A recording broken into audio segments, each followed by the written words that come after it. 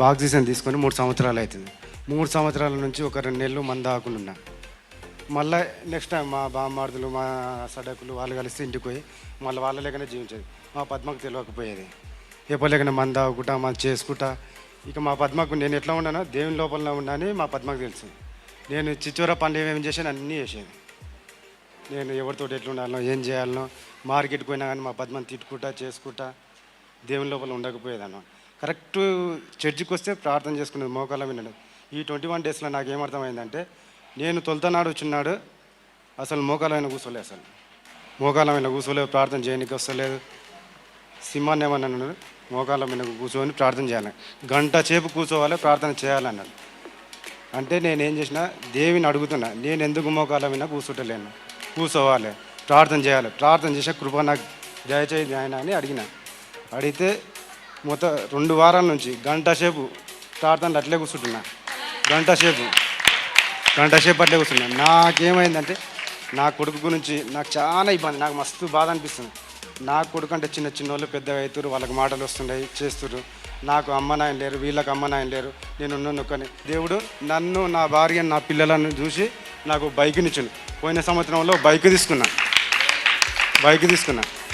తీసుకొని కూరగాయలకు పోతున్నా. కూరగాయలు వేసుకొస్తే ఇట్లా 4 బ్యాగులు, ఇక్కడ 2 బ్యాగులు, ఇక్కడ 2 బ్యాగులు, మధ్యలో 2 బ్యాగులు, ముందర 2 8 బ్యాగులు తీసుకొని వచ్చేది బండి మీద. ఒంటి మామిడికి వెళ్ళి 8 బ్యాగులు తీసుకొని వచ్చి అట్లా వస్తుంటే బండి మీద వస్తుంటేనే దేవుడా ఏంది నాకు ఇబ్బంది, ఏం చేయాలి, నేను ఎక్కడ పోవాలి, నాకు తిరిగి చూస్తే ఇంటికాడ ఇల్లు లేదు చెప్పి ప్రార్థన చేస్తూనే ఉన్నాను. ఇప్పుడు 2 సంవత్సరాలు అవుతుంది. నా ఏంటంటే నేను ఎట్లా బతుకున్నాను ఏం చేస్తున్నాను దేవుని కృప వల్ల నేను 20 రోజుల కంటే అవతల 10 రోజులు ఉపవాసం ఉన్నాను. ఇంకా మొత్తం 30 రోజుల ఉపవాసన ప్రార్థనలో నన్ను దేవుడు హెచ్చించిండు. నేను తాగేటోని చేసేటోని నన్ను నడిపించిండు. నేను ఎలా ఉండాలో అంతకు డబల్ ఉన్నా. నేను ఇప్పుడు అంత ధైర్యం ఉంది, నా శక్తి. అయ్యగారు ప్రార్థన సార్ ఎప్పుడు వచ్చినా సరే, హుసేన్ మీరు ఎదుగుతారు, ఇది ఒకటే మాట, నోటికుంటే వేరే మాట ఇంతవరకు రాలేదు అయ్యగారి నుంచి. మీరు ఎదుగుతారు, సంఘంలో మీరు ఎదుగుతాను. అయ్యగారు చెప్పిన మాట ఇంతవరకు నేను మాట తప్పినా కానీ అయ్యగారు మాట తప్పలే, నా దేవుడికి ఇట్లా మాట తప్పలే. నేనేమనుకునేది నా పిల్లలు నేను చెప్తే ఎందుకు వినరు, దేని గురించి వినరా అని నాకు కొద్దిగా ఆవేశం, కోపం అన్నీ ఉన్నాయి.